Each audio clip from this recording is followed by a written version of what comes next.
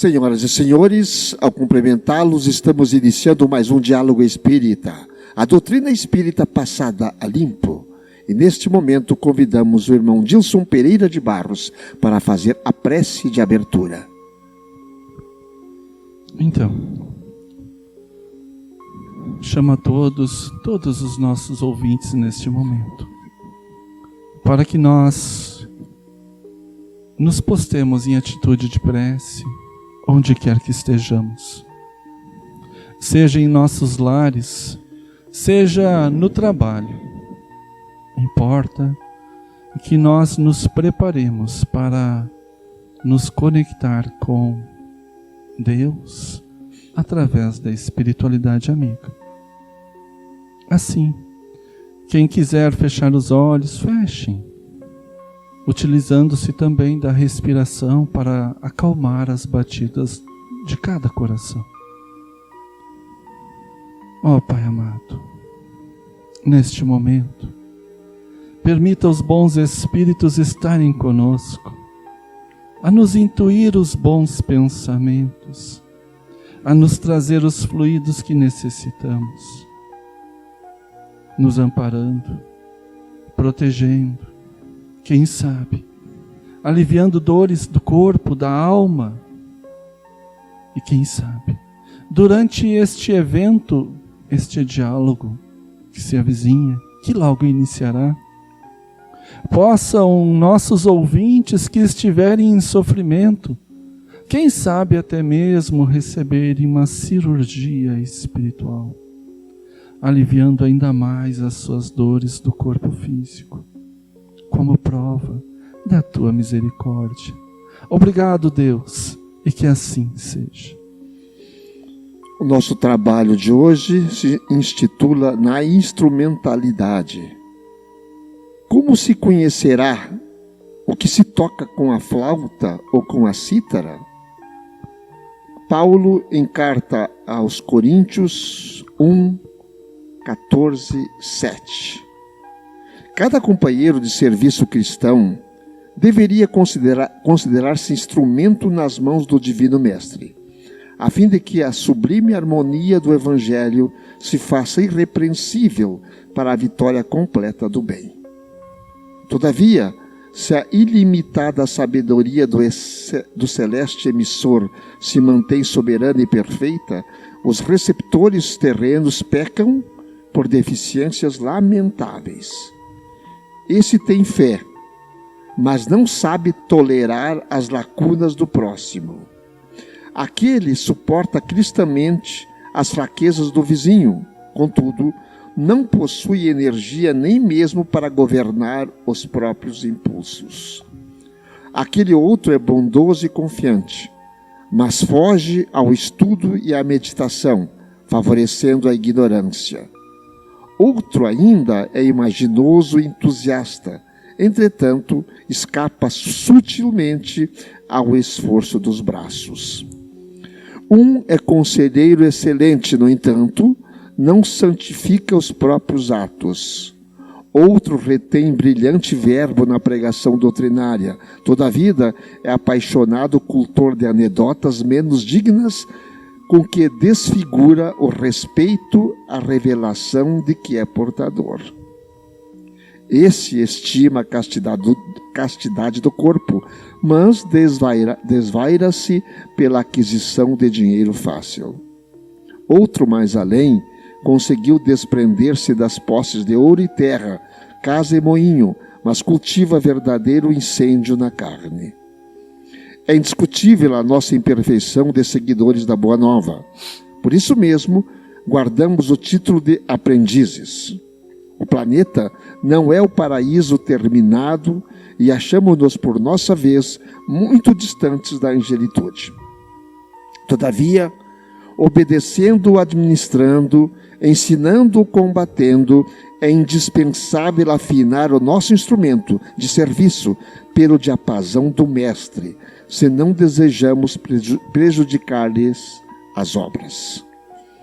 Evitemos a execução insegura, indistinta ou perturbadora, oferecendo-lhe plena boa vontade na tarefa que nos cabe. e o reino divino se manifestará mais rapidamente onde estivermos. Está aí a lição. Que lição? O que o irmão Dilson encontrou no Evangelho para a sustentação deste verbo? Que legal. Pois é, Antônio. De novo, todo o Evangelho. Mas somos esses aprendizes imperfeitos, como disse Emmanuel. Somos esses aprendizes imperfeitos, não resta dúvida. A grande orquestra universal, pelo qual o grande maestro Deus, Ele é perfeito. Ele está em nós, nós estamos nele. E Ele dá a direção através do todo para nós. Se manifesta de tantas formas. Entretanto, aprendizes que somos, e muito imperfeitos, a gente não consegue perceber, Antônio, ouvintes, a manifestação divina nas pequenas e nas grandes coisas. No Evangelho, eu creio que a parábola dos talentos, lá no capítulo 16, não se pode servir a Deus e a Mamon, esteja, digamos, reunindo o maior número de caracteres que se encaixam, porque está em todo o Evangelho, de alguma forma irradiado. Os ensinamentos de Emmanuel, através do item 84 do Fonte Viva. Então, cada companheiro de serviço cristão deveria considerar-se um instrumento nas mãos de Deus, a fim de que a sublime harmonia do Evangelho se faça irrepreensível. A flauta, a citara, são dois instrumentos musicais. São dois. Mas a questão é, as duas tocarem em harmonia, não saírem do descompasso da vida. Assim, nós aqui, através dos nossos talentos, nós, vezes, nos ocupamos de um, desprezamos o outro. Nós damos mais importância a um e menos a outro. Entretanto, o que nós aprendemos neste banquete maravilhoso que é o Evangelho vivo do Cristo, nós temos que não só aprender, não só sermos alunos, mas também colocarmos em prática. É nesse sentido, Antônio. O que você acha? Não se pode servir a Deus e a Mamon, a riqueza e a espiritualidade. É difícil, é muito difícil a gente encaixar exatamente aqui. E como diz aqui a própria lição, quando se faz alguma coisa, não se faz a outra. E parece que a lição, ela diz assim que nós não temos mais jeito. A gente começa a ler essa lição aqui, parece que não tem mais jeito. Nós sempre vamos errar. Pecamos, acertamos, não erramos vamos no errar. outro, né? E aí parece que dá uma vontade de largar, de desistir. Quando às vezes a gente lê certas coisas que não, mas então não adianta nada. Vou deixar as coisas acontecer, vou deixar para a próxima encarnação. E aí que está o problema. Aí que está o grande problema. A gente não pode deixar as coisas para amanhã. Temos que acertar aos pouquinhos, porque se reconhece os bons cristãos pela força que ele faz para domar as más tendências. Resistir às coisas negativas. E todos nós viemos para a Terra com más tendências. Não adianta dizer que não. E se estamos aqui é porque temos defeito, porque temos não que somos espiar. Bonzinhos. Essa é a grande realidade, gente. Não somos bonzinhos. Nós temos que chegar a essa condição. Isso não quer dizer que então eu vou errar. Então, já que eu não sou bonzinho, azar. Não é assim. Nós temos que começar aos pouquinhos, passinho a passinho. É retardar a felicidade, né? Agir dessa forma. Mas às vezes quando o cara pensa assim, mas é verdade, eu fiz aquilo, mas eu deixei esse outro para trás, mas é assim mesmo. Sim. Faça aquilo então. Faça aquilo, não deixa de fazer aquilo. Se deixou um para trás, depois vai recuperar aquele um lá. Pior é não fazer nada. Tem que seguir. Servir a Deus é sempre o caminho. é sempre o caminho. Não tem outro caminho. Jesus disse, eu sou o caminho, a verdade e a vida. Ninguém vai a Deus senão por mim. Ninguém vai ao Pai senão por mim. O que ele quer dizer com isso, senão por mim? Pela lição que ele deixou para nós. Ele é o grande representante de Deus na Terra, já que ele é o Criador. Nós temos que nos conscientizar que Deus é o Criador do nosso planeta. Deus moldou. Jesus moldou o planeta e deixou aqui. Veio aqui depois, se fez carne também. Sim. Pois então, eu estava pensando aqui, Antônio, me veio um flash de uns 3 diálogos atrás. Se nós nos depararmos numa situação assim, se tem fé, mas não sabe tolerar as lacunas do próximo, tem fé, mas acredita em Deus, mas não aceitam a provocação. E por aí vai, né? Os outros sem precisar ler de novo, né? Sim. São todos mais ou menos assim? É, assim. Então, diante dessa imperfeição, se a gente perguntasse de novo o que Jesus faria? O que ele me ensinaria? O que Jesus faria? É que muita gente pega as lições que o Mestre deixou para nós, as lições evangélicas, e lê literalmente. E não é assim. Um grande erro. Um grande erro, né? E não é assim. Ele quando falava o que ele falou há mais de 2000 anos, ele falava para todos os tempos.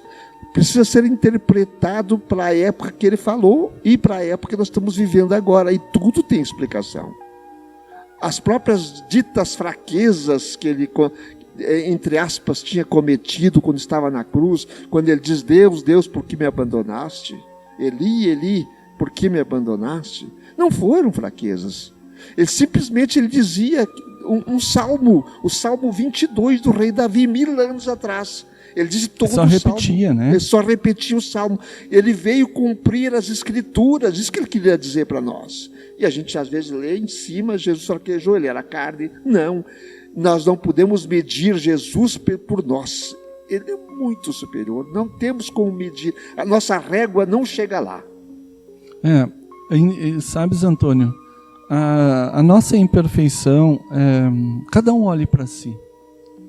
Cada um dos nossos ouvintes faça um olhar. Se quiser, fechem os olhos. Fechando os olhos, voltem algumas horas na vossa vida. E eu estou fazendo essa reflexão também agora. Erramos muito. Tivemos momentos de dificuldades. Alguns que estão fazendo essa reflexão irão perceber que talvez algo semelhante a esta frase não souberam lidar com a aspereza de um irmão próximo. Aqui é o vizinho. Pois então, vamos olhar para frente agora. Com os olhos ainda fechados, se quiserem. O que eu posso fazer para crescer perante Deus? Para me aproximar de Deus? Não resta dúvidas. Não restarão dúvidas de que é procurar acertar mais, procurar errar menos. Esse ensinamento, eu creio, Antônio, ele nos chama para colocar em harmonia todos os nossos dotes, todos os nossos talentos. A centelha divina está dentro de cada um de nós. Nós só temos que fazê-la brilhar. Nós temos que colocá-la para fora, sem ter medo ou vergonha. Assim, nós vamos libertando ela e nos libertando, cada vez criando mais coragem para os nossos enfrentamentos, adquirindo as forças que tanto pedimos a Deus, para esses enfrentamentos que nos ocorrem repetidas vezes, de forma recorrente. E assim, acalmando os nossos corações, e eu outro dia dei o exemplo aqui, para também nos auxiliar a diminuir a ansiedade, o enfrentamento, pelo qual sugeri entrar numa fila maior do banco, a fila maior no supermercado. São exemplos de situações práticas e fáticas que poderão nos propiciar estes treinamentos, mas olhar para frente e perceber que é eu que estou retardando a minha felicidade quando eu deixo as coisas de Deus de lado. Essa percepção, ela vai nos colocar num primeiro momento, Antônio, num estado de perturbação. Nós vamos ficar meio sacudidos. Assim eu avalio, a palavra que eu encontrei foi perturbação. Mas não desanimemos, não caiamos no exemplo que o Antônio disse: não, agora eu vou esperar a próxima encarnação, já não tem mais jeito. Tem sim. Então, amanhã o sol vai raiar novamente, um novo dia vai nascer. Não esperemos a próxima encarnação, vamos encarar agora. Se olharmos para o relógio, daqui a pouquinho o ponteiro do relógio iniciará a nova hora. E se nós quisermos ser mais lógicos, precisos, o próximo segundo já inicia a próxima hora. Que nós saibamos aproveitar estes eventos, esses momentos. Na minha opinião, o tempo para os espíritos é, na minha rasteira opinião, singela, humilde opinião, o tempo é uma sucessão de eventos para os espíritos. Nós não podemos nos estagnar, nós não podemos cristalizar pensamentos equivocados pelo qual nós não temos força. Eu não tenho mais força. Tem sim, Deus está dentro de cada um de nós. Vamos reagir. Deus está dentro de cada um. Não podemos cristalizar esta fraqueza, essa fragilidade que retardará a nossa felicidade. Vamos fazer essa centelha divina brilhar pela prática e assim então, colocando em harmonia os nossos talentos, o que eu aprendi, vivenciar. Bueno, falaste muito bem toda essa argumentação, e eu peguei uma de tantas palavras que falaste, eu peguei uma que me marcou: harmonia. Harmonizar os nossos talentos. Isso é super importante. Harmonizar os nossos talentos. Como? O talento da fala, do conselho. O que eu quero, por exemplo, do conselho? Se fala alguma coisa para alguém me pergunta alguma coisa, eu procuro sentir dentro de mim primeiro aquilo que eu vou falar para esse alguém. E se harmonizar esse talento. Que legal, Antônio. Que legal. Sentir, né? Isso é muito legal, porque é um tema que eu tenho trabalhado muito até em eventos aqui na nossa casa espírita, a questão da vibração, o sentimento, né? Então, eu chego a colocar algumas situações assim, usando algumas obras, mas não é o caso hoje. O sentimento, ele é a chave, né? Ele é a chave para a porta dos céus, para a felicidade futura.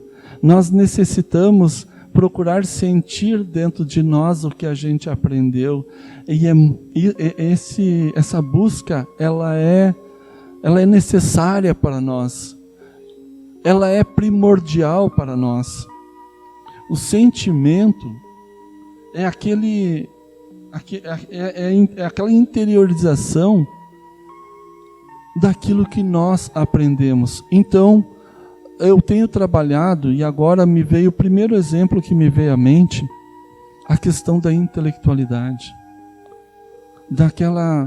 Daqueles nossos irmãos que parecem uma biblioteca de obras espíritas. Falar da nossa área, né? Ou na nossa área, né? Parece uma biblioteca ambulante. leram todas as obras do Emmanuel, todas do Chico, mas e o sentimento? A aplicação disso. Por isso que tem que ir devagar. Não podemos correr, harmonizar os talentos. O que quer dizer também? Eu aprendi, eu preciso aplicar. Então eu vou até ali, agora eu vou aplicar. E depois eu vou aprender mais um pouquinho e vou aplicar. Vou mais um pouquinho e vou aplicar. Colocar o sentimento em prática, aí, né? Vivenciar aquela obra. E aí, nessa harmonia, me vem a história. Aqui nós falamos calmos, tranquilos, falamos com transparência, nas exposições da mesma forma, quando estamos na casa, nos atendimentos. Mas quando estamos em casa, quando estamos no trânsito, como é que nós agimos? Eu deixo palavras menos dignas e digo-as em impropérios dentro do meu lar, por exemplo, e às vezes é assim que funciona. Eu esqueço daquilo que eu já fiz, que alguém está me olhando como exemplo, às vezes alguém está me olhando como exemplo, e eu em casa pode tudo. Não pode tudo, gente. Isso é harmonizar sentimentos, harmonizar conhecimentos, isso quer dizer harmonizar os talentos. Temos que ser exemplos, né? Por vezes, não seremos compreendidos. Muitas vezes não seremos compreendidos. Porque também nas nossas casas será um grande desafio vivenciar o Evangelho Rede Viva. Poderemos não ter a mesma compreensão dos nossos próximos. E é mais difícil, né? Nas nossas casas é mais difícil. É muito difícil. No trânsito também é difícil. Porque a proximidade desses espíritos mais próximos torna mais fácil também, no ponto de vista deles, nos dizer certas verdades. No ponto de vista deles. Nós temos as verdades deles, né? Exatamente. Cada um de nós carrega a sua verdade. E o seu ponto de vista. Então... respeitar no mínimo. Respeitar. Então, por vezes, nós temos que encher a boca d'água, né? É verdade. A água santa. Mas nós estamos nos finalmente. E como que sejamos harmônicos também nos finalmente. Pois então. Abraço do irmão Jussi, que não está conosco, e pedimos ao irmão Dilson. Mas ele está bem, né? Graças a Deus, está bem. Está muito bem. E o irmão Dilson faz a prece de encerramento para todos nós. Então, vamos lá, gente. Vamos lá. É nesses 10, 15 segundos aí, que fazer o preâmbulo da prece. Quem quiser colocar águas para fluidificar, façam isso. Tem pouco tempo, mas façam isso. Então, nos preparando para este momento final, esta prece, e para o passe espiritual. Cada um, onde quer que esteja. De novo, seja nos lares, seja no trabalho, importa é o sentimento que o nosso irmão Antônio referiu. Neste momento, procuremos então sentir. Se quiserem fechar os olhos, fechem. Procuremos sentir Jesus. Pensemos nele. Ficará tudo mais fácil, mas não na cruz. Tudo mais fácil. A expressão dos sentimentos se tornará mais simples. Procuremos agora sentir este amado Mestre.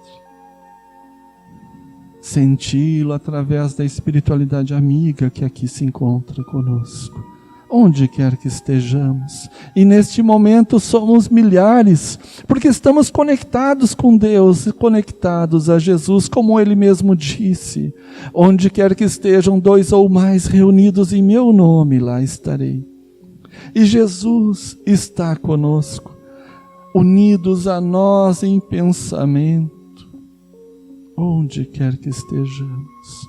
Amado Mestre, bons Espíritos, ó Pai amado, permita-nos a todos neste momento receber estes fluidos que vêm do alto dos céus a cada um.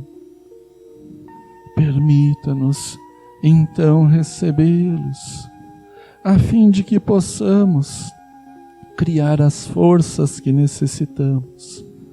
Quem sabe, diminuir as dores da nossa alma, a dor, aquela dor da cólera, aquela dor da insegurança, aquela dor da angústia, da ansiedade. E quem sabe, a dor física, através de uma cirurgia espiritual.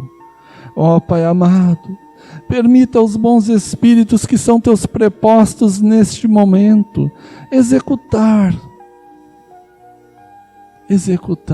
as tuas ordens para o auxílio individual a cada um.